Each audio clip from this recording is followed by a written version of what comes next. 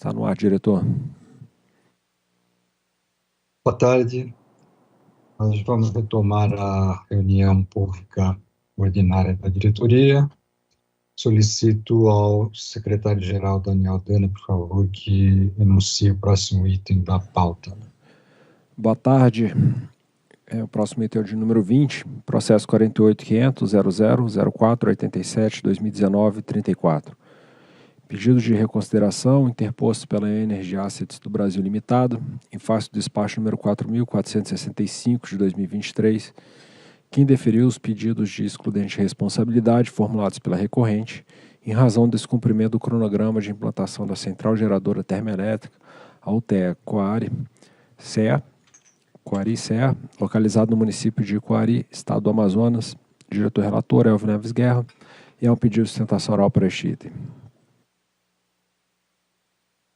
Bem, esse processo ele estava no bloco. Eu vou dispensar a leitura do relatório, vamos passar diretamente para a sustentação oral, por favor. Bom, a sustentação oral será apresentada pelo senhor Daniel Ribeiro do Vale, representante da Energy Assets do Brasil Limitado. O senhor dispõe de até 10 minutos. Obrigado, boa tarde. Boa tarde, diretores. Boa tarde, secretário. Boa tarde, procurador. Demais colaboradores. Eu vou tentar ser bastante sucinto aqui, não usar todo o tempo, mas apontar, indicar alguns pontos bastante sui generis do caso, que traz a necessidade de um tratamento, obviamente, diferente do que normalmente é dado. Só relembrando um pouco nesse caso, como muito bem posto, é um pedido de alteração de cronograma, né, da UTE Coari. Ele foi baseado em questões de, enfim, em 4 questões diferentes, mas a que eu vou me ater, a mais importante, é a questão da ausência da prestação do contrato de constituição de garantia, o CCG, pela compradora, né? Então, um pouco do caso aqui, da linha do tempo da UTE Coari. A UTE Coari tinha que entrar em operação em teste antes de fevereiro de 2019, e a operação comercial no final do ano, logo na sequência de 2019, e ela acabou entrando em operação comercial, em teste na data certa dentro do cronograma, mas não na operação comercial. E aí, nesse ponto, né, logo no começo, houve um atraso de apresentação da CCG pela Amazonas Energia, né, que era a compradora na época. Esse pedido foi feito o pedido de alteração de cronograma. O pedido de alteração de cronograma foi aceito, reconhecendo que a falta do CCG, nesse caso, do caso de Coari, seria, sim, um motivo para alterar o cronograma, né? Ocorre que, embora teve esse atraso do CCG, o CCG foi assinado pela Amazonas Energia em 2018. Ocorre que, meses após a assinatura do CCG, a Amazonas Energia passou por um processo de desverticalização, e ela foi cindida em Amazonas Distribuidora e Amazonas GT.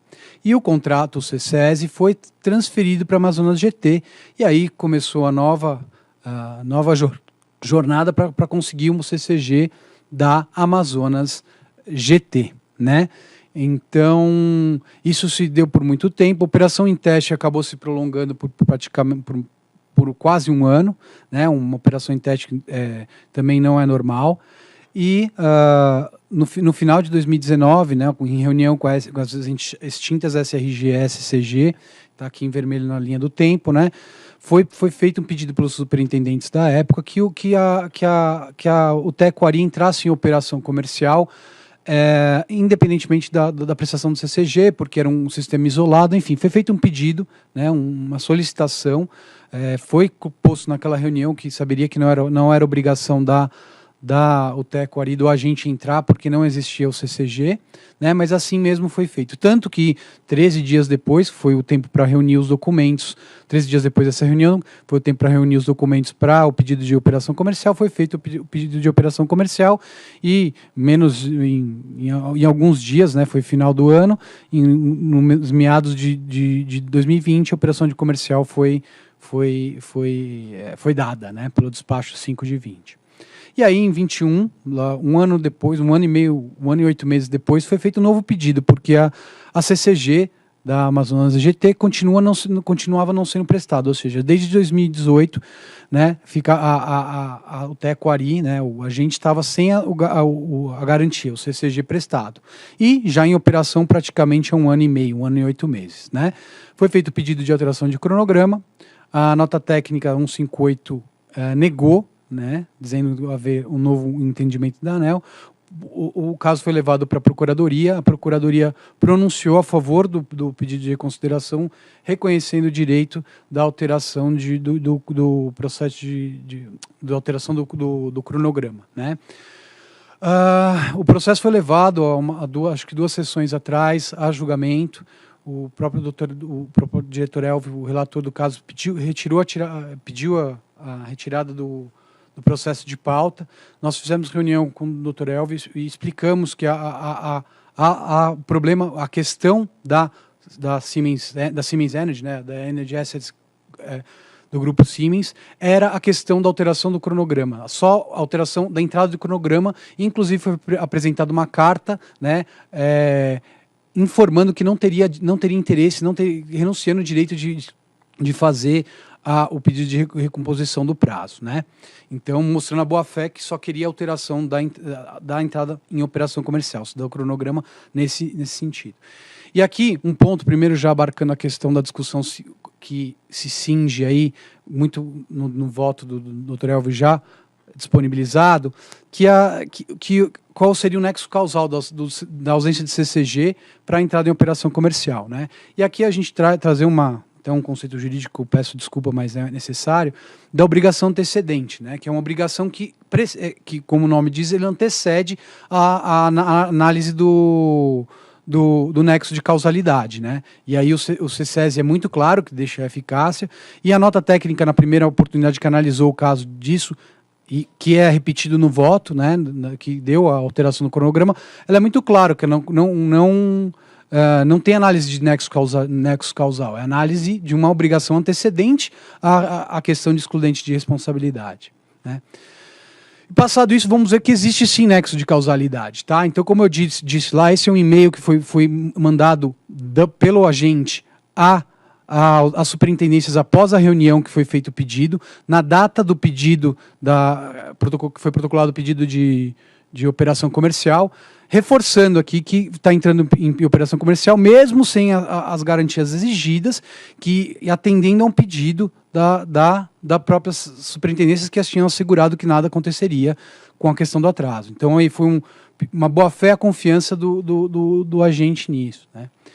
E aí, eu trouxe uma passagem da minuta de voto do Dr. Elvio, que ele diz, né, que não tem um nexo causal, né, porque a gente continuou tendo questões de teste, estava com construção em andamento durante esse 1 ano todo, ou seja, ela não conseguiria entrar em operação comercial. Mas aí temos que repisar o conceito de nexo de causalidade de forma rápida, que é o liame lógico entre a conduta e o resultado, né? O agente tinha segurança, já tinha sido uma decisão anterior que o CCG era a causa para a alteração do cronograma, e isso influenciou na sua decisão de fazer os testes com mais calma, e eu peço desculpas aí por jargão, sem a pressão do cronograma, porque sem o CCG ele não precisava entrar em operação comercial, né?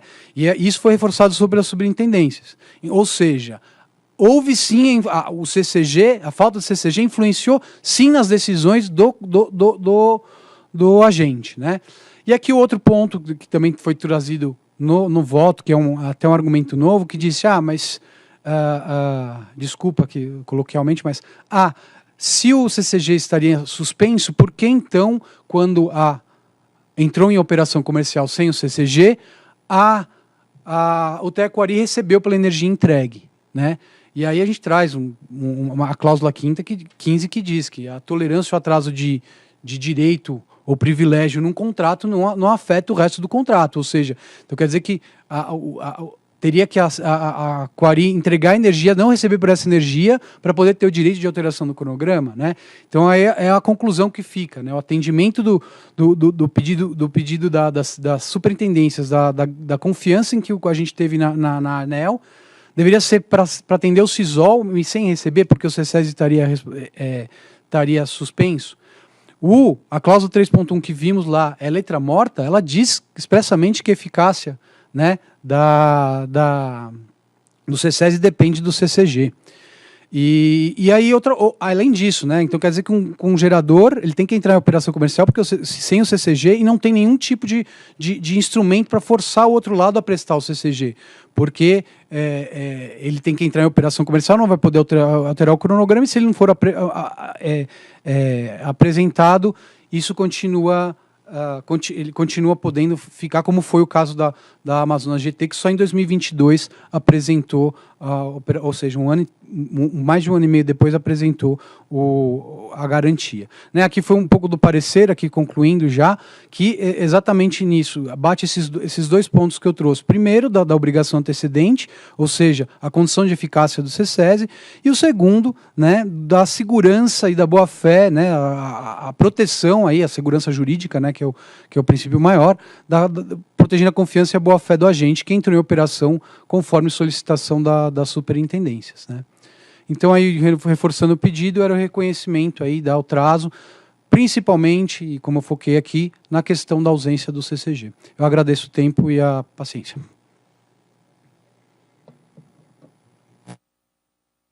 Procurador Raul, por favor.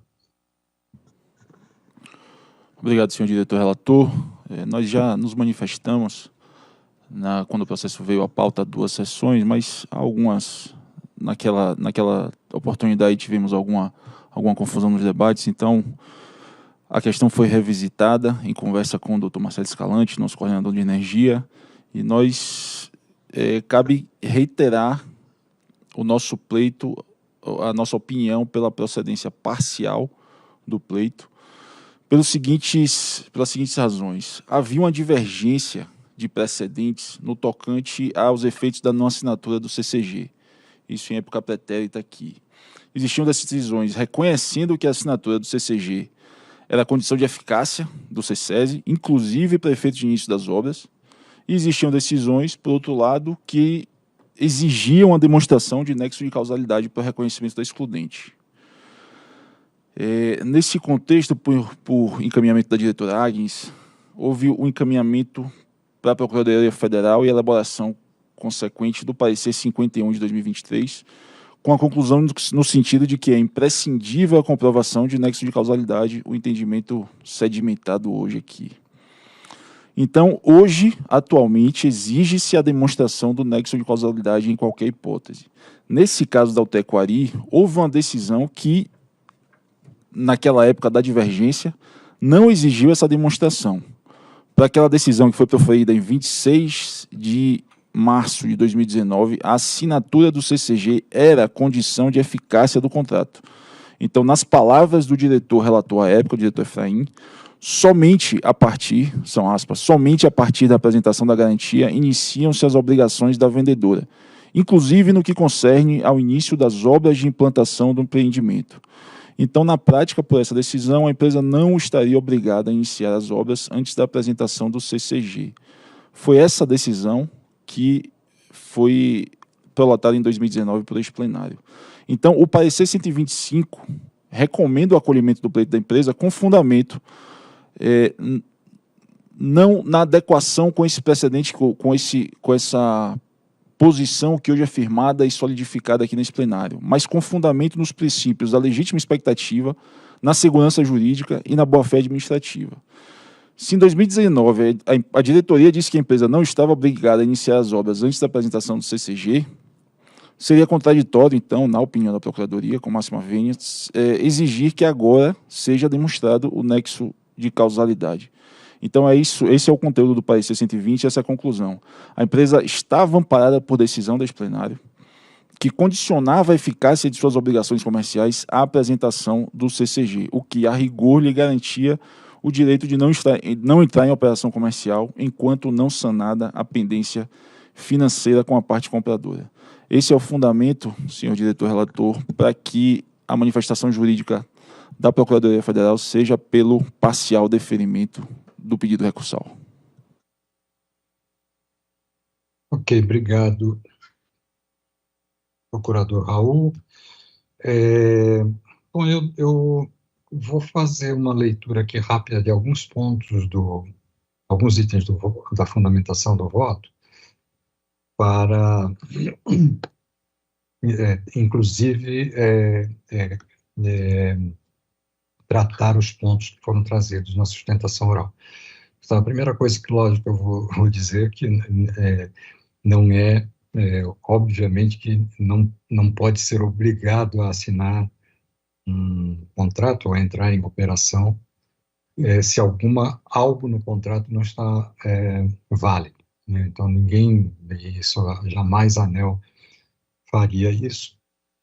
E aqui se reconhece que houve, de fato, um problema com a assinatura do CCG. Eu vou ler aqui o item, do item 20 em diante. Ao analisar o pedido, as antigas SCG e SFG opinaram que os 3 primeiros eventos os eventos são os alegados excludentes de responsabilidade, né? Decorrem do risco do empreendedor e, de acordo com entendimentos da ANEEL, não são considerados excludentes de responsabilidade. Adicionalmente, os eventos alegados afetariam as obras de implantação da usina, não tendo relação com os atrasos observados após a fase de operação em teste. A diretoria manteve esta avaliação na primeira decisão, sem que tenham sido apresentados argumentos para a revisão. Quanto à ausência de apresentação do CCG por parte da Amazonas GT, e aqui já a Amazonas GT, né, porque houve uma transferência dos contratos da Amazonas Distribuidora para a Amazonas Energia para a Amazonas GT, com a desverticalização, que também foi citada aqui na sustentação oral. A interessada alegou que o CCG é condição de eficácia do contrato, conforme reconhecido pela diretoria da ANEEL em 2019. Já estamos aqui, não estamos mais em 2019. Então, lá em 2019, houve esse reconhecimento, sim. Sobre o assunto, a Procuradoria manifestou-se que, para este caso específico da UTE Coari, a ANEEL já reconheceu que o CCG é condição de eficácia do contrato, gerando legítima expectativa ao empreendedor que o mesmo entendimento seja aplicado ao novo atraso. Então, nós estamos falando, houve um atraso, houve uma decisão da diretoria postergando o prazo, ou concedendo o prazo adicional para a entrada em operação comercial por conta da ausência do CCG. Posteriormente, houve um novo atraso, que é o que estamos tratando nesse processo. Entretanto, em que pese a conclusão da Procuradoria, e que, com todo respeito, concordo em parte com o que o procurador Raul colocou, penso haver outros elementos a serem analisados. É fato que assiste a interessado direito de condicionar a operação da central geradora à apresentação das garantias previstas no contrato, o que suspenderia direitos e obrigações decorrentes deste contrato.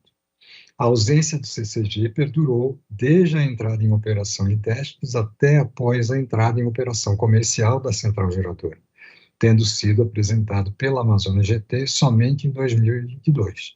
Durante todo esse período, houve pagamento à UTE com base no contrato, o contrato dos sistemas isolados, apesar da ausência do CCG. Ou seja, a despeito da possibilidade de suspensão da eficácia do contrato, a UTE Coari solicitou, em 2019, ser remunerada pela energia entregue durante o período em que operou em teste e comercialmente com base nos termos do referido contrato. Nessa linha, não se pode reconhecer suspensão de eficácia do SESI para fins de cumprimento das obrigações da UTE, quando esta mesma UTE recebeu receita decorrente desse mesmo contrato. Portanto, para todos os fins e a pedido do próprio agente, o contrato estava sendo executado e da mesma forma que as suas disposições foram válidas para efetuar pagamentos à UTE Coari. também devem sê-las para as obras, se foram para isso, também devem sê-las para as obrigações da usina. Caso contrário, se entenda que o SESI não estava vigente durante o período em que a usina operou, sem apresentação de garantias, inexistiria embasamento contratual para justificar os pagamentos efetuados à UTE. Nessa linha, da mesma forma que a ausência de CCG não afastou os pagamentos efetuados à UTE Aquari, também não afasta a obrigação de cumprimento do cronograma.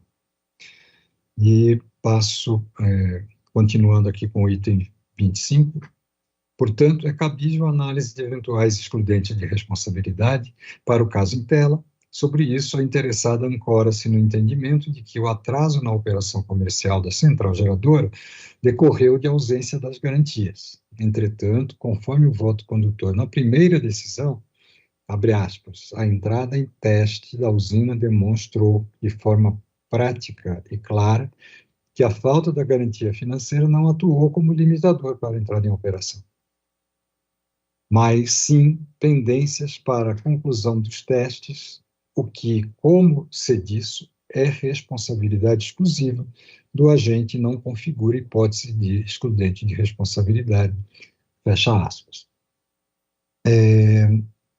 Dito de outra forma, o fato de a UTE Aquari ter entrado em operação comercial antes da apresentação das garantias do contrato atesta não ser a ausência destes que limitava a continuidade do empreendimento, impossibilitando o estabelecimento do nexo causal.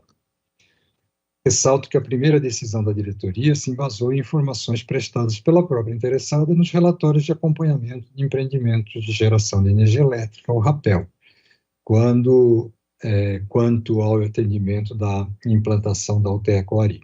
Conforme levantamento realizado pelas áreas técnicas, de março a julho de 2019, as obras evoluíram de 97,87% a 99,53%, permanecendo estagnadas até novembro daquele ano.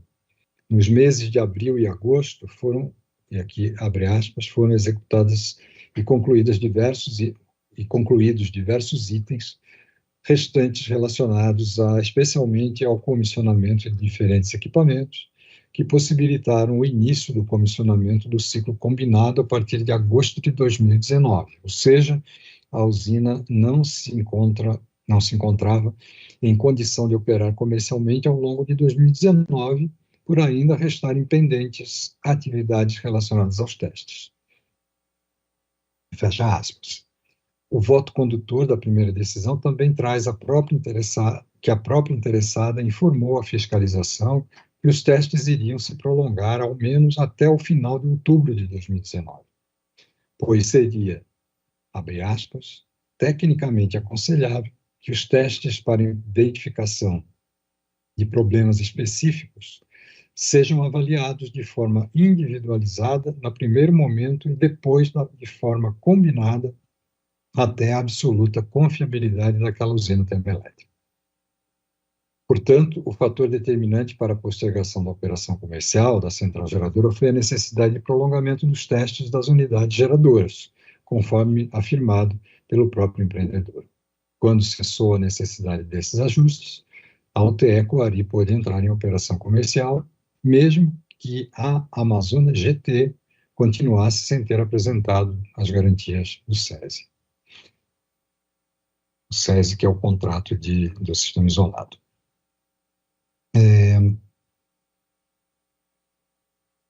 E aqui eu vou ler os dois últimos parágrafos da fundamentação, 30 e 31, para finalizar. Destaco que a decisão por não reconhecer excludente de responsabilidade não representa penalização à interessada, mas decorre de impossibilidade de uso de instituto que visa afastar riscos não decorrentes da atividade de geração de energia elétrica.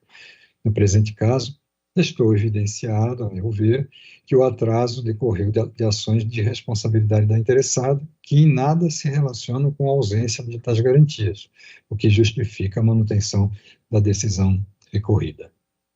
Por fim, verifica-se que descumprimento de obrigação da Amazonas GT de apresentar as garantias do contrato resultou em operação da UTE Aquari exposta exposta a maiores riscos de inadimplência contratual.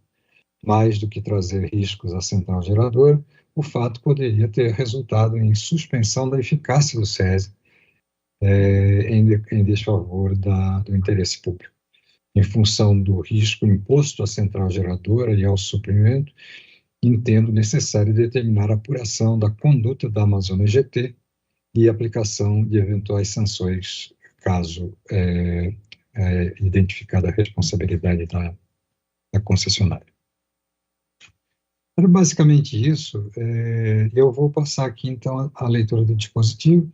Diante do exposto e considerando o que consta no processo 48.500.00.487/2019-34, voto por conhecer e, no mérito, negar provimento ao pedido de reconsideração interposto pela ENG Assets do Brasil, Limitada, em face do despacho 4.465 de 2023, que indeferiu os pedidos de excludente de responsabilidade formulados pela recorrente em razão do descumprimento do cronograma de implantação da central geradora termoelétrica Coari-CEA, localizada no município de Coari, estado do Amazonas, e determinar que a Superintendência de Fiscalização Técnica dos Serviços de Energia Elétrica, SFT, avalie a conduta da Amazonas GT pela ausência de apresentação das garantias que trata o contrato CSESI número 1 de 2017. É o voto. Em discussão. Eu gostei bastante do seu voto, porque a gente ficou com dúvida, né, na semana passada, né, sobre essa questão, e de fato me pareceu bastante bem fundamentado, né, que se por um lado poderia haver uma expectativa de direito, né, com base na decisão de 2019, se ele começou a gerar em teste, receber a receita por meio do próprio contrato, ou à luz do contrato, seria contraditório a gente falar que o CCG era algum tipo de impedimento, né, para a eficácia, inclusive para ele entrar em operação. Então, ficou bem fundamentado e eu agradeço assim, pelas explicações adicionais. Eu também queria elogiar o voto, mas eu vou confessar que ainda continuo com dúvida, pela manifestação do procurador. Se eu entendi direito, há uma decisão da diretoria com trânsito administrativo em julgado que reconheceu a excludente por não assinatura do CCG.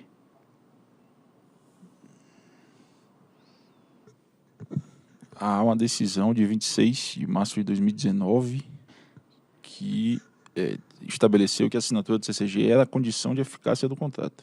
Então, assim, a que ponto uma decisão nossa aqui pode, de fato, contrariar uma decisão dessa mesma diretoria com trânsito julgado? Acho que essa é a minha dúvida que pairou na última sessão, que fez até o doutor Elvio tirar o processo de pauta, mas, a meu ver, a gente está falando aqui numa questão de nulidade. Porque se existe uma decisão da diretoria que reconheceu, e essa decisão transitou em julgado administrativamente, que reconheceu que o CCG é condição para reconhecimento desse contrato lá atrás. Em tese, nós estaríamos revogando uma decisão da diretoria nos mesmos autos que, na meu ver, não cabe recurso. Na minha visão, não. Na minha visão, não. Desculpe, procurador Raul. Veja só, não estamos negando aqui que a ausência de CCG ela é motivo suficiente para que o gerador não entre em operação comercial. Ele pode, inclusive, poderia até paralisar suas obras, porque não há o CCG. Mas não então são duas situações distintas. O primeiro fato ocorreu lá em 2019, quando a diretoria da ANEEL reconheceu que ele poderia reconhecer o atraso, porque não havia o aporte, né, a apresentação da garantia. Esse é um fato. O segundo fato é o segundo atraso. Aí, quando acontece o segundo atraso, ela já está o que ela está pedindo é o reconhecimento desse atraso, mas um atraso em que ela já estava em operação, tanto operação em teste quanto em operação comercial. Então, para mim, não tem o nexo de causalidade, porque ela estava em operação comercial, ela estava em operação, fez o trabalho de operação em teste, entrou em operação comercial e recebeu o tempo inteiro com base no SESI que tinha sido assinado. Então, para mim, não estamos anulando ou revogando uma decisão que já foi tomada, transitada em julgado. Na verdade, se mantém aquilo que foi feito antes e reconhece que a ausência do CCG, ela de fato não, ela é uma excludente de responsabilidade para eventuais atrasos, mas não significa dizer que o segundo motivo, que há uma alegação de excludente de responsabilidade, continua valendo e tem nexo de causalidade com aquilo que ocorreu de fato, que foi a operação em teste e a operação comercial e o recebimento pela via do contrato, que não existe ainda o CCG. O CCG ele é uma obrigação da contratante. Por isso, eu entendo que não cabe aqui a excludente de responsabilidade pela ausência do CCG, porque ela está em operação comercial e está recebendo pelo SESI. Pelo SESI aqui é o contrato, então o CSESI. Então, o meu entendimento é que não estamos revisitando a decisão anterior. A decisão anterior continua válida e foi postergado o cronograma para a entrada em operação comercial num determinado prazo. Eu não sei qual é o número de meses, mas foi reconhecido excludente. O segundo fato é que difere do primeiro, porque não foi a ausência do CCG que impediu que ela entrasse em operação comercial e pediu para receber pela geração. E foi pago. Então, essa para mim, é a falta de nexo de causalidade. Eu tendo enxergado da mesma forma, no sentido que entendo que o agente abriu mão desse direito, dessa prerrogativa, no momento que ele pediu para entrar em operação, né? Então... A minha dúvida persiste, desculpa, mas é que nós estamos alegando nexo de causalidade entre o contrato, a assinatura do CCG e a excludente de responsabilidade, num processo que a diretoria já decidiu que não, apesar de que concordo que houve um parecer posterior da Procuradoria, entendendo que é necessário o nexo de causalidade, mas num processo onde a diretoria já entendeu, já decidiu, já transitou em julgado que, naquele caso, não é exigido nexo nesse processo não é exigido nexo de causalidade. Essa é a minha dúvida, eu acho que é a mesma dúvida do procurador, que, na manifestação dele 2 vezes, traz neste mesmo sentido. Mas, vamos lá. Continua em discussão. Alguma outra observação? Em votação. Eu voto com o relator. Eu também voto com o relator. Eu vou votar divergendo do relator nos termos do parecer da Procuradoria. Manifestação do procurador aqui.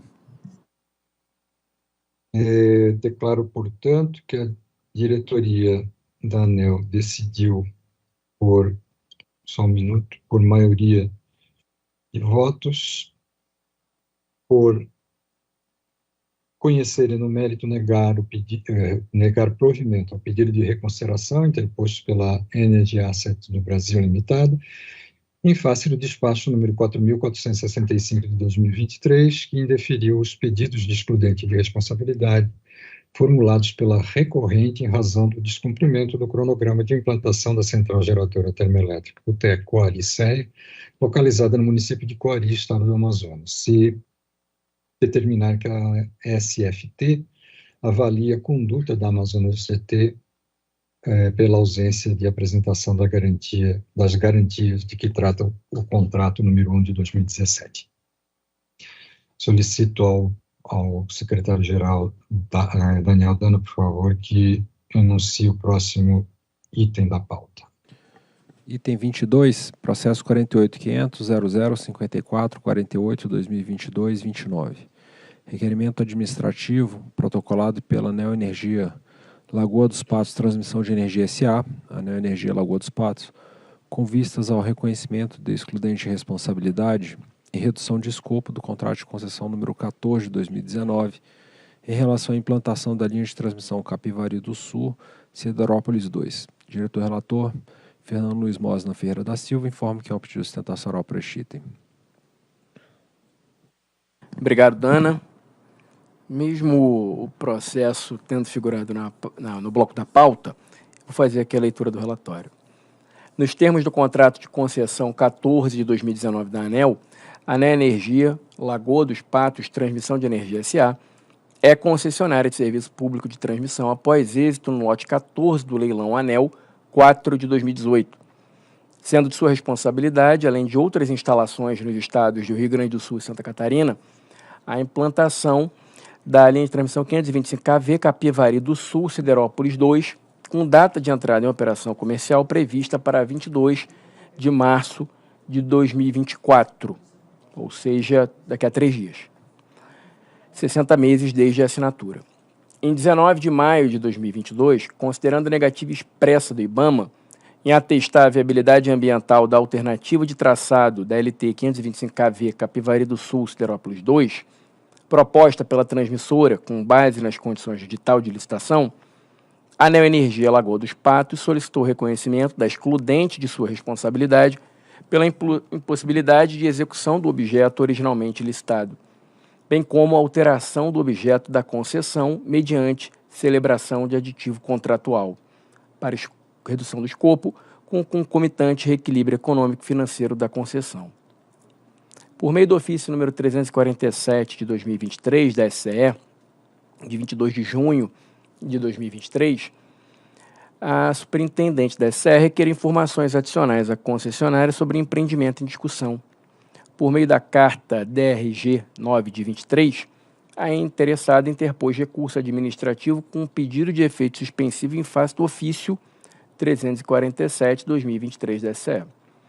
O diretor-geral substituto, ao examinar o pedido de efeito suspensivo, considerou que o ofício número 347 não caracterizou ato decisório, mas sim meramente informativo, decidindo negar seguimento ao recurso administrativo conforme despacho número 2489, de 20 de julho de 2023. E resignada, a ANEEL Energia Lagoa dos Patos Transmissão de Energia S.A., protocolizou agravo contra o despacho número 3.489 de 2023. Por meio do despacho número 3.041 de 22 de agosto de 2023, a diretoria da ANEEL decidiu negar provimento ao agravo interposto pela ANEEL Energia Lagoa dos Patos Transmissão de Energia S.A. contra o despacho número 2.489 de 20 de julho de 2023. Por meio da nota técnica número 613 de 2023, a SCE apresentou as seguintes conclusões sobre a matéria. Como isso aqui vai ser objeto de mérito, eu vou pular aqui no relatório. Em 25 de setembro de 2024, o processo foi distribuído por sorteio... 25 de setembro de 2023. O processo foi distribuído por sorteio à minha relatoria. Em 27 de outubro de 2023, participei de reunião com representantes da concessionária para tratar do tema. Por meio do memorando número 373 de 2023, de 30 de outubro de 2023, minha assessoria apresentou consulta à Procuradoria nos seguintes termos. Pode pular a referência. Por meio do parecer número 363 de 2023, de 18 de dezembro de 2023, aprovado em 2 de fevereiro de 2024 e 3 de fevereiro de 2024, a Procuradoria concluiu que o requerimento não está respaldado pelo edital do leilão 4 de 2018 ou pelo contrato de concessão 14 de 2019. Pode pular a referência também. Em 28 de fevereiro de 2024, participei de nova reunião sobre o tema com representantes da empresa ao relatório. Sustentação oral será apresentada pelo senhor Márcio Pina Marques, representante da ANEEL Energia Lagoa dos Patos Transmissão de Energia S.A. O senhor dispõe de até 10 minutos. Senhor diretor-relator, doutor Fernando Mosna, senhora diretora Agnes, doutor Tille, eminente decano deste colegiado, presidente dessa sessão, doutor Elvio, prezado procurador-geral, secretário Dana. A ANEEL Energia Lagoa dos Patos vem a essa tribuna trazer novamente um tema que já foi debatido pelo colegiado e agora com a percepção agregada por instruções técnicas, um parecer da Procuradoria que colabora para os debates, trazendo a jurisprudência pacífica deste colegiado, segundo a qual os estudos preliminares dos editais de expansão do sistema não vinculam os proponentes no desenvolvimento dos projetos básicos e segundo o qual as instalações a serem construídas não são objeto do certame. O objeto do certame, diz os precedentes desta casa colecionados pela Procuradoria, se referem à função de transmissão, ao serviço público de distribuição. Contra estas premissas não nos levantamos, diretor Agnes. O que queremos trazer à percepção deste colegiado, e agradecendo ao diretor Fernando Mosna não apenas pela disponibilidade do voto na quinta-feira, que nos permite aqui exercer o contraditório e a ampla defesa de uma forma com total transparência, mas também pelas contribuições valiosas que traz em seu voto quanto aos pressupostos jurídicos da decisão deste colegiado, segundo o qual concordamos, doutor Mosna. Não há risco ilimitado transferido para os concessionários de transmissão de energia elétrica. Esse é um importante sinal para os investidores na seara, no segmento da transmissão. A Neoenergia, ao assinar este contrato de concessão, assumiu a obrigação de desenvolver e implantar 6 trechos de instalações de transmissão de funções de transmissão. 6, sendo que 4 dos quais já estão em operação comercial. O 6º pretende-se iniciar a operação ainda esta semana, na iminência da publicação da LO, e apenas um deles tornou-se inviável por força da declaração formal e expressa do IBAMA da inviabilidade ambiental. O que quero trazer à percepção da senhora diretora e dos senhores diretores nessa sentada é algo que, ao nosso ver, com todo respeito, não foi enfrentado pela Procuradoria, nem tampouco pela área técnica no que diz respeito a uma discussão que esta talvez jurídica e, na sequência, a outra de ordem muito mais técnica precisa ser avaliada.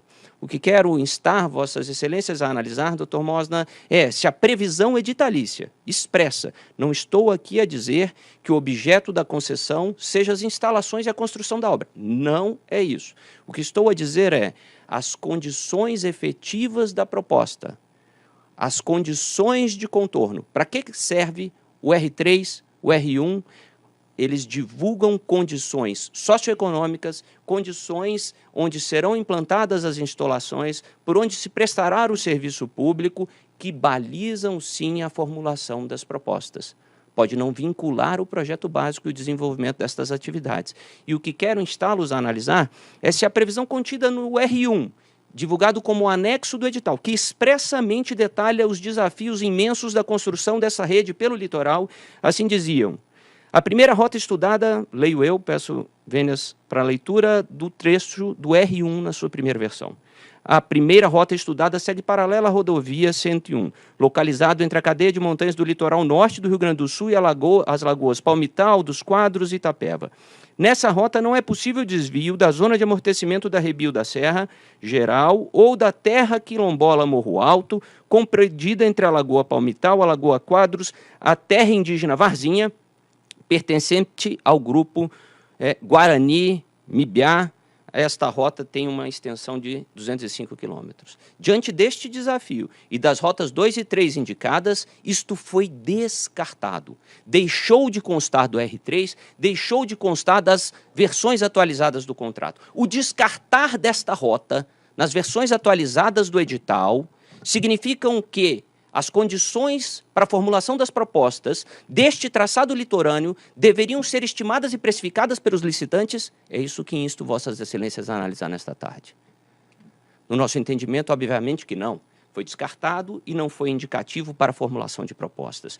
O detalhamento da diferença marcante, aí é onde temos uma pequena divergência, doutor Fernando, na dimensão e na magnitude, entendo eu, este o mais paradigmático dos casos de transmissão que temos enfrentado, um traçado que passa por uma zona diferente, absolutamente diferente, sob a perspectiva fundiária, socioambiental, socioeconômica, de geologia. Uma linha por cima da Serra Geral não tem nada a ver com uma linha entre lagoas, que passa terra quilombola, terra indígena, que é afetada por salinidade, por poluição, que tem as suas características de construção, as suas características técnicas de tipologia de rede absolutamente distintas, e cujas condições para a formulação da proposta não foram consideradas pela Neoenergia na proposta formulada no leilão deste certame, analisar as diferenças sob a perspectiva da engenharia socioambiental, fundiária.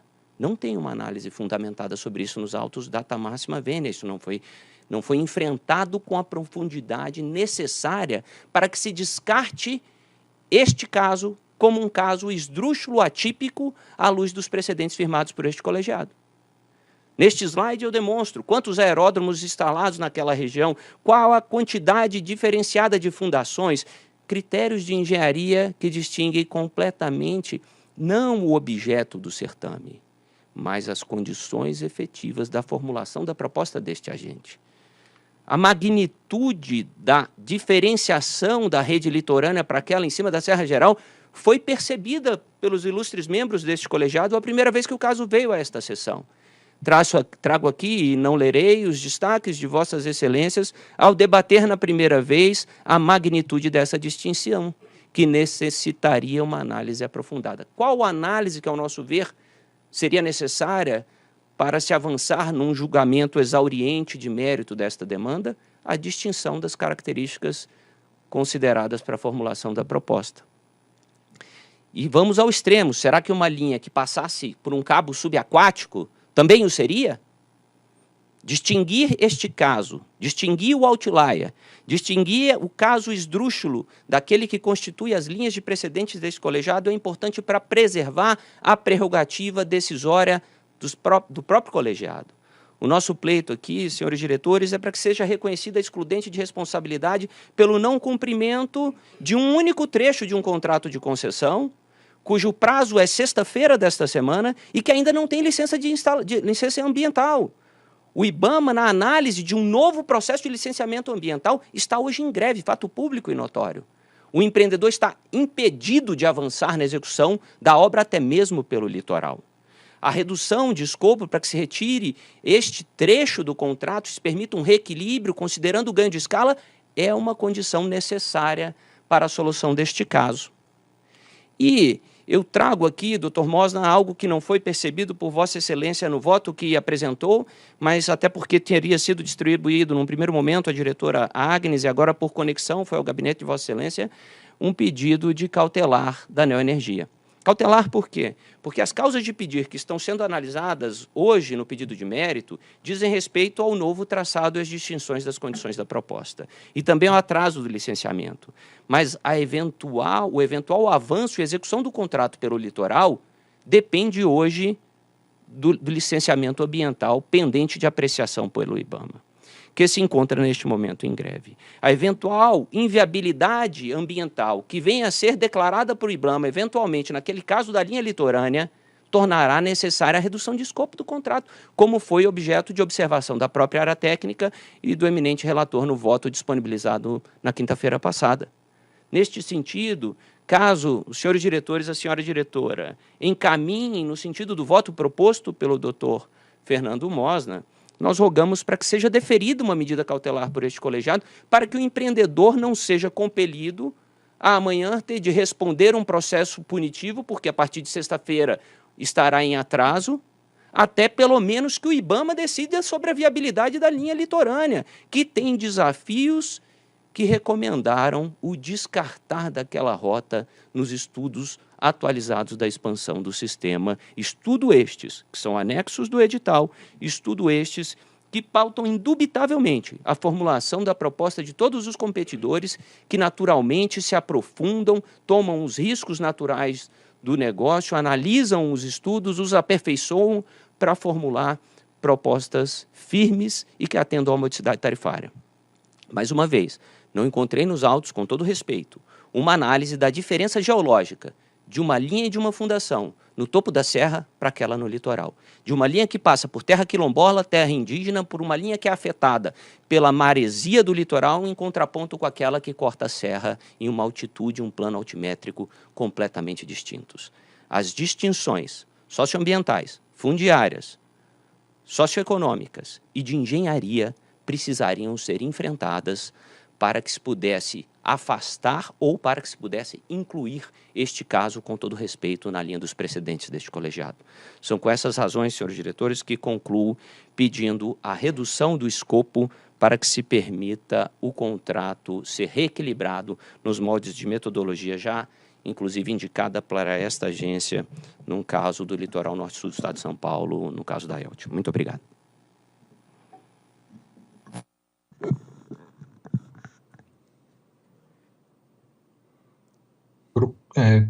Procurador-Geral Raul, por favor. Obrigado, senhor diretor. Eu cumprimento o caro colega doutor Márcio Pina. O processo foi, de fato, houve solicitação para avaliação jurídica pela Procuradoria, oportunidade na qual foi elaborado o parecer 363, multicitado aqui, parecer 363 de 2023, e as conclusões, eu vou resumir as conclusões da seguinte maneira. A conclusão foi pela improcedência do requerimento, com base nas seguintes razões. A primeira é que, na instrução da minuta do edital do leilão 4 de 2018, foram refutadas as premissas utilizadas no requerimento administrativo em discussão, tendo sido dito textualmente que a diretriz preferencial do edital não é obrigatória, podendo a transmissora escolher outras diretrizes até mesmo fora do corredor estudado. Destacando-se na sequência que o licenciamento ambiental, bem como o traçado da linha de transmissão, é de responsabilidade da transmissora. Uma segunda razão seria porque o edital de leilão e o contrato de concessão estabelecem que, eu abro aspas mais uma vez, não serão consideradas pela ANEEL quaisquer reclamações da transmissora que se baseiem na inadequação ou inexatidão dos estudos e projetos disponibilizados, evidenciando-se que o mapeamento preliminar dos aspectos socioambientais do empreendimento não gera pretensão reparatória ao concessionário se estiverem inadequados ou inexatos. Terceiro, logo em seguida, o edital, assim como o contrato, atribui ao empreendedor se inteirar de todos os aspectos geográficos, fundiários, geológicos e socioambientais do local de implantação do empreendimento, o que parece infirmar a premissa de que a proposta feita gerou a não expectativa, a não se levar à frente a proposta feita, teria frustrado a expectativa fundada no não conhecimento das circunstâncias, de tais circunstâncias geográficas, fundiárias, geológicas e socioambientais, não cabendo alegar o desconhecimento quanto à possibilidade do órgão licenciador fazer exigências que não estavam previstas nos estudos disponibilizados na licitação. Por fim, senhor diretor, o edital de leilão e o contrato de concessão estabelecem reiteradas vezes e textualmente a responsabilidade do empreendedor pela observância da legislação e dos requisitos ambientais aplicáveis e pela apresentação do projeto básico ambiental junto ao órgão competente, bem como a sua sujeição às exigências do órgão licenciador ambiental e a sua responsabilidade exclusiva pelo licenciamento ambiental. Essa é a manifestação da Procuradoria em relação ao mérito discutido. Em relação ao pedido cautelar, nós não tínhamos conhecimento da sua formulação, mas permanecemos à disposição. Agradeço ao Procurador-Geral Raul pela manifestação da Procuradoria. Eu pedi uma apresentação técnica, que vai ser conduzida pela especialista Tassiana, mas antes eu queria apenas fazer uma consideração em relação ao ponto da cautelar que foi levantado. Efetivamente, foi sorteada uma cautelar, a princípio para a diretora Agnes, mas nós temos o entendimento que deveria ser distribuída, então, por conexão, justamente porque o mérito está comigo, então assim foi feito. Mas, nesse meio tempo, foi justamente o momento em que eu pedi a inscrição desse processo para a pauta agora. Mas, de todo modo, o que eu considero, e eu acredito que já vale a pena até sinalizar isso, apreciando o mérito hoje, a cautelar ela perde objeto. Especialmente levando em conta o que foi colocado no último slide, na sustentação oral, pelo Dr. Márcio Pina, que era, eu não estou conseguindo encontrar aqui qual que é o último slide, mas se puder colocar no quadro, exatamente, esse daí, exatamente. Está colocado, causa de pedido no pleito principal, o item 2, atraso no licenciamento ambiental. Caso de pedido cautelar, atraso no licenciamento ambiental, greve do IBAMA, fato novo. Mas só que nós temos que analisar isso numa lógica de nexo de causalidade e caminho crítico. Certamente, todo e qualquer atraso que eventualmente aconteceu até a greve do IBAMA, pode ter impactado ou não na emissão da licença ambiental. Esse suposto fato novo, ele não pode servir de algo para, de agora em diante, de antemão, entender que seria possível aplicar uma cautelar afastando qualquer responsabilidade do empreendedor para efetivar a implantação do empreendimento dentro dos 60 meses, que se esgota daqui a 3 dias. Então, eu até antecipo que, se hoje for apreciado esse processo em termos de mérito, o meu entendimento é que essa cautelar ela perdeu objeto. Mas, para poder dar continuidade, eu vou pedir que a Tassiana faça a apresentação técnica, que coloca com bastante robustez qual que é o caminho que foi construído aqui no voto.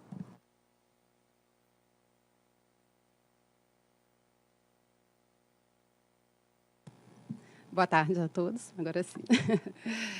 Eu sou a Tassiana, especialista em regulação da SCE. Eu vou apresentar aqui a análise a respeito do pleito da Neoenergia, apresentar alguns conceitos e conclusões e recomendações.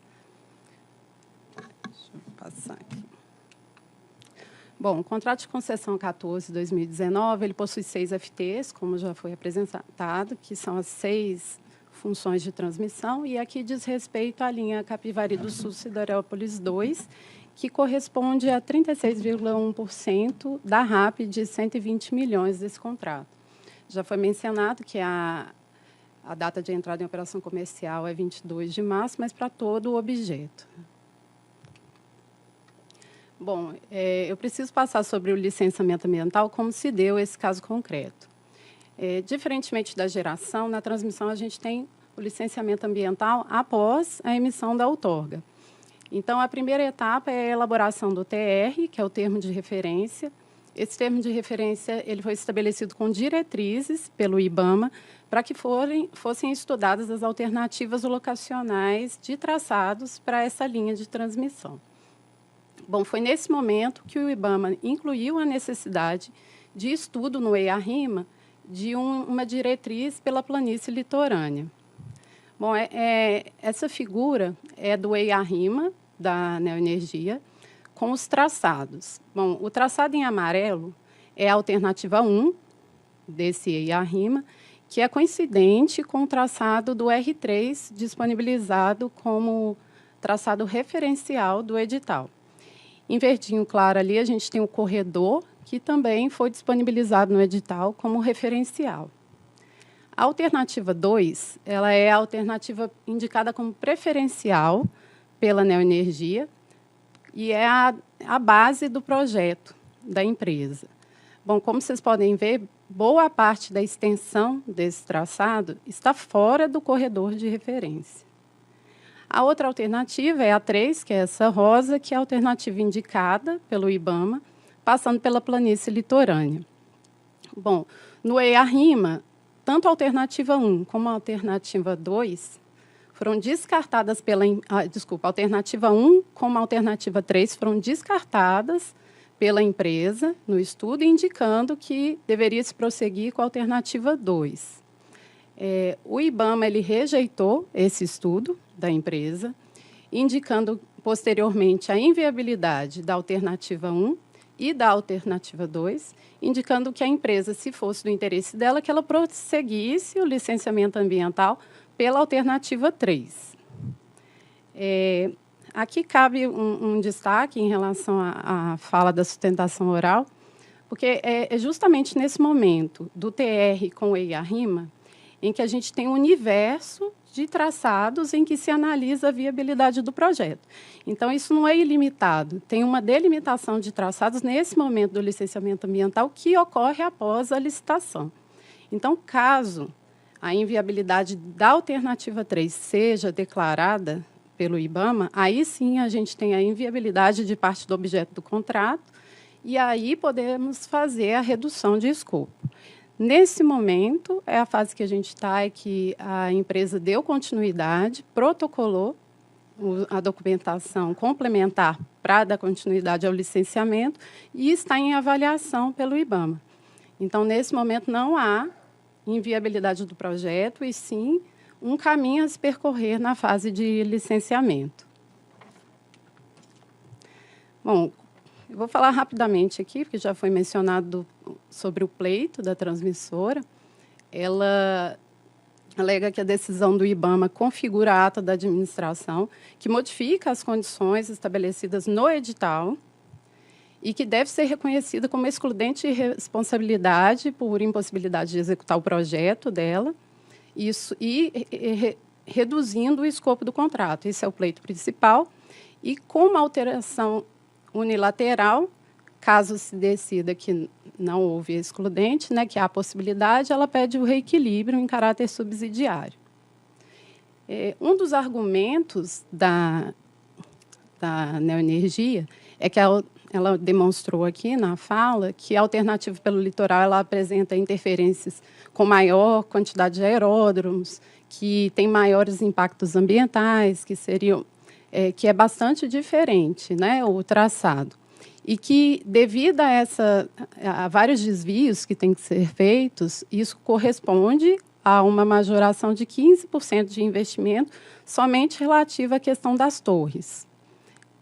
Um outro argumento é que a alternativa 3, indicada pelo IBAMA, ela desconfigura completamente o objeto do leilão e que o objeto da concessão envolve uma função de transmissão definida sobre o corredor proposto pela ANEEL. Analisando o pleito da empresa, a gente verifica que ela se fundamentou no fato de que a alternativa 3 ela está fora do corredor de estudo de referência e que isso altera as condições, né, de implantação do empreendimento. Mas a alternativa que ela indica como preferencial também foge do corredor. Ela também, boa parte de extensão dela está fora. Uma outra comparação que a empresa faz é entre a alternativa 2 e a alternativa 3, com relação à diferença, né, das condições para implantar o empreendimento. No entanto, quem é a alternativa de referência é a alternativa 1. Inclusive, ela é maior. Então, a alternativa 1 ela tem 252 quilômetros, a indicada pela transmissora 225, e pela litoral, indicada pelo IBAMA, 214 quilômetros. Então, a gente percebe que foram reportadas as questões de aumento de custo, mas quando há redução, no caso da redução da extensão da linha, isso não é mencionado. Então, a suposta alteração do objeto contratual só é um problema quando há aumento, e não quando há redução. Uma outra observação é que a transmissora alega que está evitando esforços para o licenciamento da alternativa 3. No entanto, o IBAMA discorda e nos informou, através do último ofício, que a empresa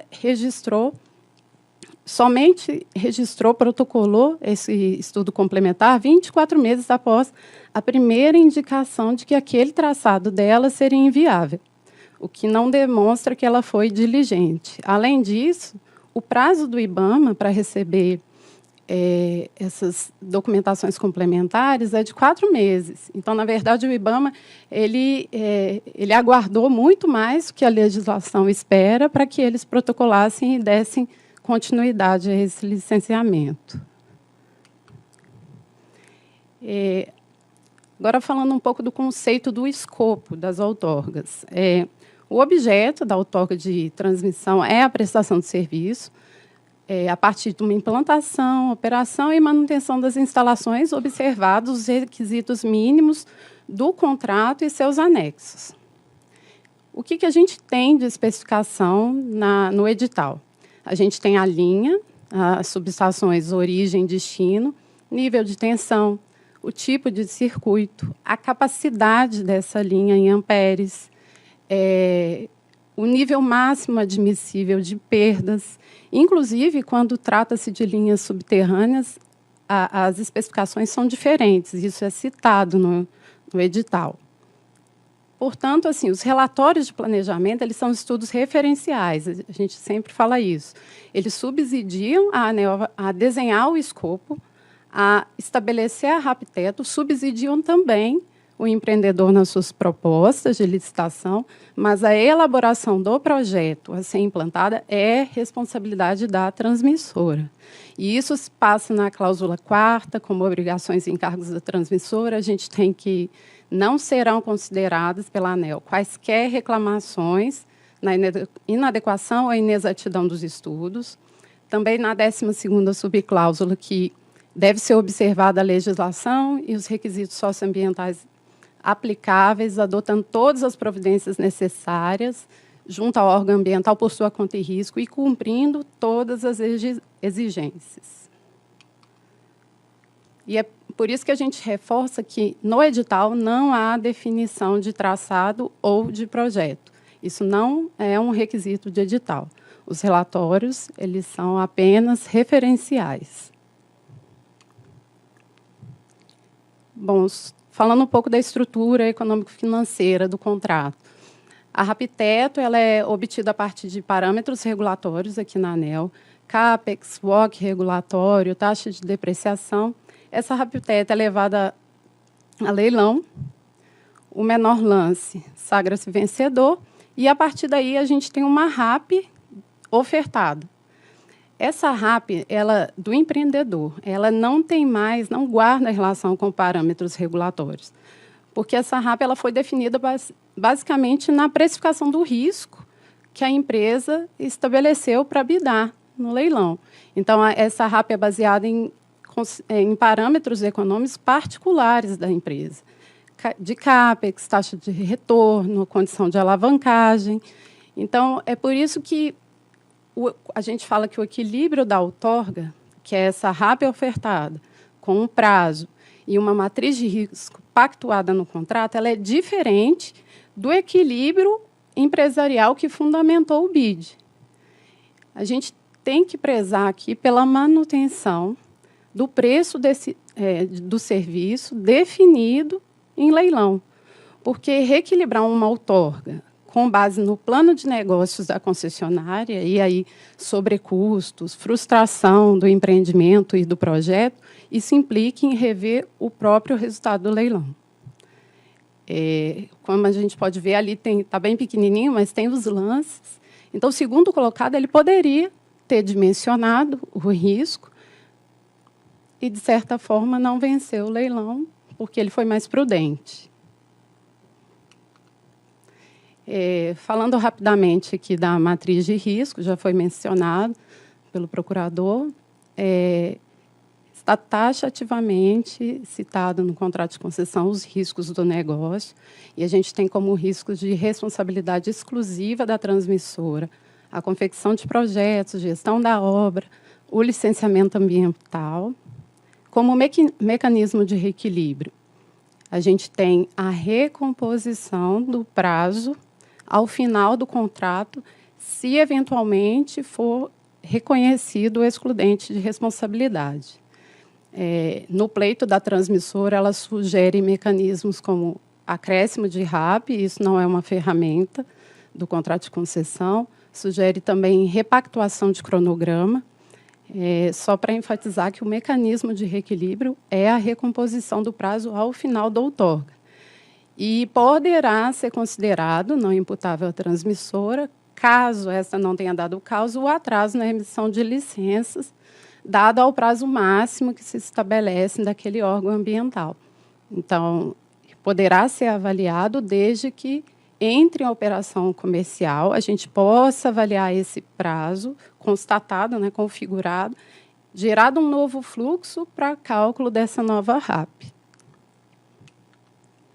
Como conclusão, a gente queria enfatizar que não há inviabilidade declarada do objeto da linha de transmissão Capivari do Sul Siderópolis 2, que cabe ao empreendedor dar continuidade a esse licenciamento ambiental, como foi indicado pelo IBAMA, até que se obtenha uma decisão acerca da viabilidade e, como recomendação, negar o pedido de redução contratual, visto que o contrato não define projeto, tampouco o traçado, e que o IBAMA indicou a alternativa 3 como passível de licenciamento, e negar o pedido de reequilíbrio neste momento, uma vez que tal análise só é possível após a entrada em operação comercial da Capivari do Sul Siderópolis. Eu encerro aqui a apresentação. Agradeço ao diretor Mosna, Ludmila e Thaís pela oportunidade. Espero ter contribuído para a votação. Obrigada.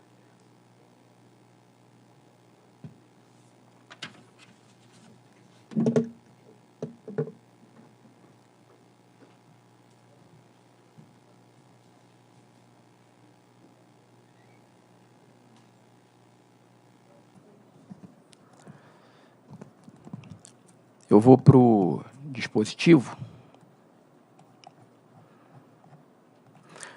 Ante o exposto e do que consta do processo 48.500.005448/2022-29, voto por negar provimento ao requerimento administrativo protocolado pela Neoenergia Lagoa dos Patos, com vistas ao reconhecimento de excludente de responsabilidade e à redução do escopo do contrato de concessão número 14 de 2019, associados à implantação da linha de transmissão Capivari do Sul, Siderópolis 2. É o voto.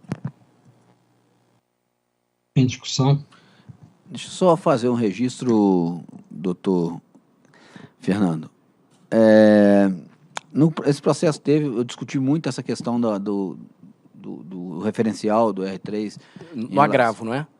Foi no agravo? Foi no agravo, eu não lembro. É que teve aquele ofício e teve um agravo e nós discutimos aqui no colegiado. Isso, e trouxe até no voto o doutor Márcio Pina, trouxe uma manifestação minha, do Sandoval, e depois isso a área técnica muito prestativamente me chamou para me esclarecer as coisas, o que informando que, como diz o parecer do procurador, que o risco é do agente, que se licita a entrega de um ponto ou outro sem o menor traçado. E assim, e aí eu vou registrar aqui que eu não vejo sentido você fazer um relatório referencial, fazer parte do edital, se ele sequer presta de referência. Um relatório de referencial que não serve de referência. Serve de referência aquele estudo que foi executado. Tendo a concordar que seria melhor, então, tirar o relatório e o risco total do empreendedor que estude o processo antes de participar da licitação. Porque pós-licitação, você ir lá no IBAMA e ter três referências, aí você já bidou. Aí você já contratou. Então, é uma colocação que eu faço, que é, no mínimo um pouco... um pouco estranho você ter uma referência e essa referência não servir para nada. Então, devia, em tese, tirar isso do processo. Se ela não tem o condão de ser de referência mesmo, de estudo, se ela só serve para estudo, para estabelecimento da RAPTETO, ela não precisa fazer parte do processo. A ANEEL estuda internamente e divulga a RAPTETO. Minha opinião. E quanto à manifestação da área técnica, que a ANEEL não reestuda a RAP, isso também não condiz com a realidade, porque eu tenho dois casos.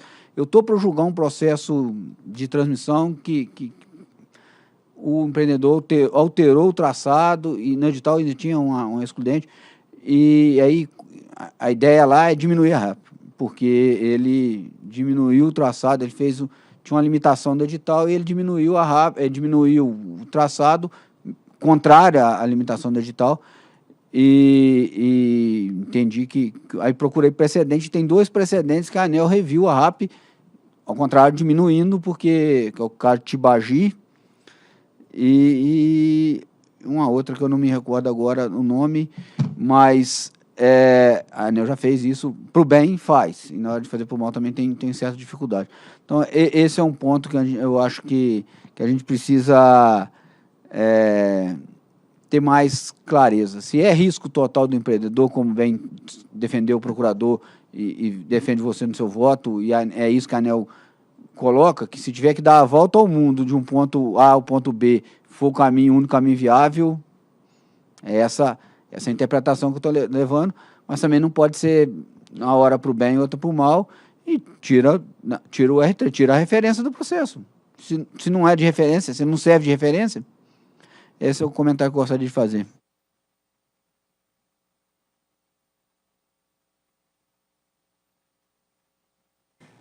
Alguma outra observação? Eu só queria aqui fazer referência à apresentação da Tassiana. Realmente foi bem pensado em trazer a área técnica para fazer a apresentação, diretor Fernando.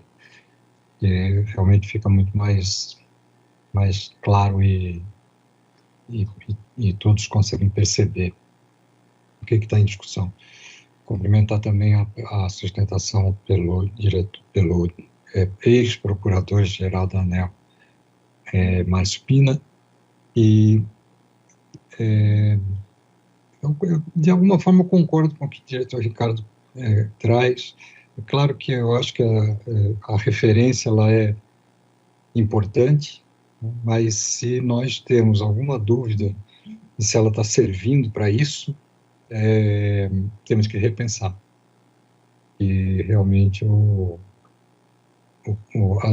as referências dos R's, elas são importantíssimas, né? Então precisam ser levadas em conta. Diretor Hever, só nesse sentido, estou lembrando, assim, eu acho que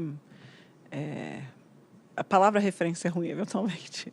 Lembra quando a gente estava no Ministério e sempre tratava lá do PDE, do cenário de referência? Você fala, putz, é referência para quê? E, no fundo, era um cenário de menor custo, ele não era um cenário de referência.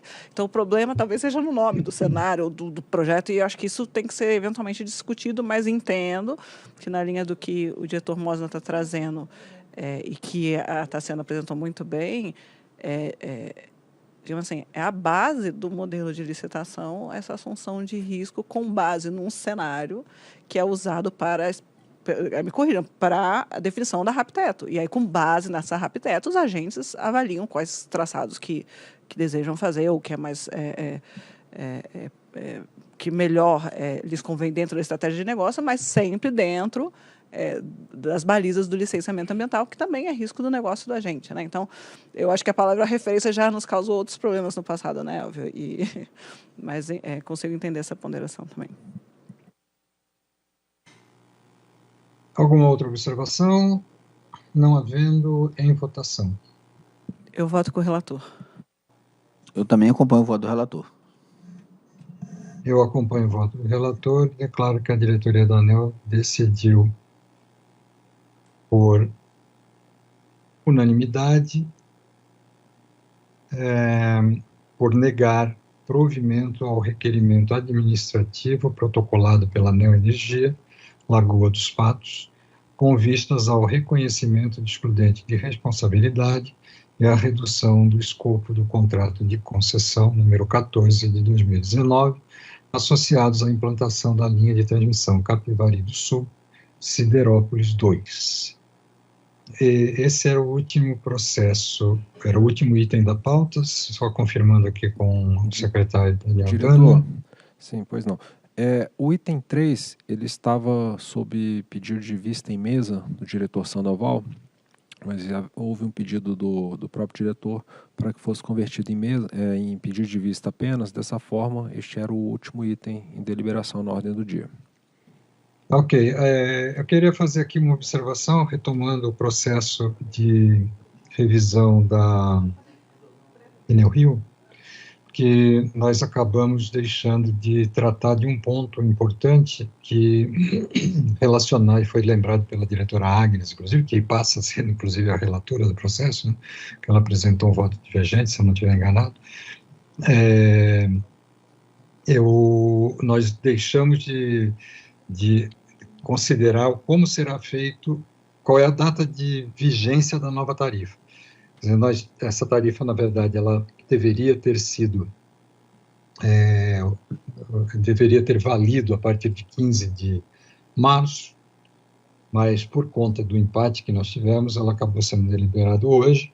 Então, a proposta é que a gente deixe, portanto, a tarifa como sendo válida, a nova tarifa, sendo válida a partir de amanhã, a partir do dia 20, a decisão foi hoje, e do dia 15 até o dia 19, até a data de hoje, nós consideraríamos aí a tarifa anterior e a correção seria feita lá no reajuste tarifário como um componente financeiro. Eu indago aqui se há alguma objeção a isso, diretores e diretora Agnes?